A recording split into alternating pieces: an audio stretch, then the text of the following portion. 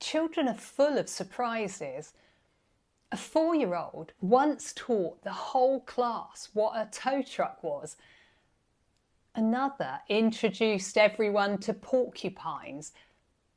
And one knew more about pangolins than anyone else in the room. And if I hadn't been scribing their stories, I'd never have seen this.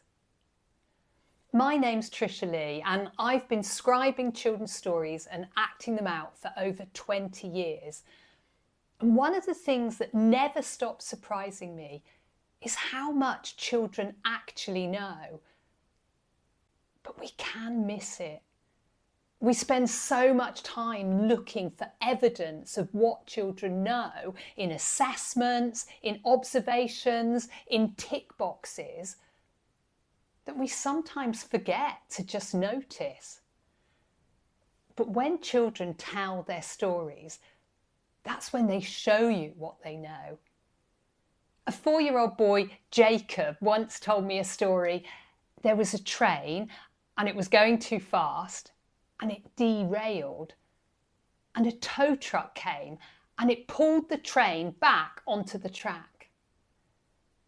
And when we acted it out, Jacob was the train and George played the tow truck. And George whispered to me, "I don't know what a tow truck is." So rather than give him an answer myself, I asked Jacob, the storyteller, if he could explain. "It's a truck that helps cars and trains get fixed," said Jacob. And George, now clear on what it was, happily pulled the train back on the rails. And that's the thing about helicopter stories. If a child doesn't know what something is in the story, there's always an expert in the room to help out. The storyteller, the one who put the object or the character in there in the first place. And it wasn't just tow trucks. Another time, 4-year-old Jonathan told me a story about a porcupine because he'd seen one at the zoo.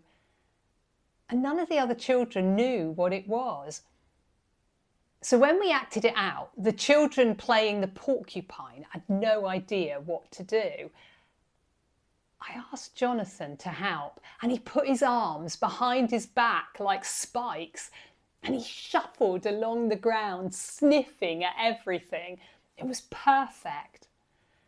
And later that day, the children looked at pictures of porcupines online, inspired by Jonathan's story. And of course, the next week, there were loads of porcupine stories. Then there was Jago. Over the 1.5 years that he's been telling stories, he's introduced the other children to flamingos, raccoons, armadillos, honey badgers, and pangolins. Have you ever heard of a pangolin? None of his class had either, until Jago told a story about one. And when we acted it out, he crawled on all fours, scratching at the ground. He also told them that the pangolin makes a foul smell to keep predators away. At 4, Jago knew all of this. And if he hadn't told his stories, his teachers would never have seen it. But it's not just these examples. There are hundreds of others. I've seen 3- and 4-year-olds swirling like lightning. I've heard a 4-year-old use the word particular as she told a story about one particular day when a unicorn visited her house. And I once had a child tell me a story about a boy who was buff. And when he'd finished, I asked him to show me what he meant by buff. And he mimed lifting imaginary weights. Now, a 4-year-old knowing the word buff, that did surprise me. But countless times I've been amazed by the understanding, the creativity and the generosity of children in showing me how they see the world. Vivian Gussin-Paley wrote, "As I interrupt less, it becomes clear that boys' play is serious drama, not morbid mischief." And as I interrupt less, as I listen more, that's when I see the serious drama contained in the stories of the children around me. Because when children share their stories, we get to see their expertise, their knowledge, their passions.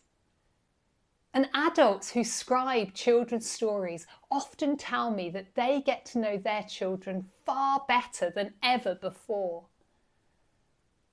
So if this resonated with you, I'd love you to join our story community.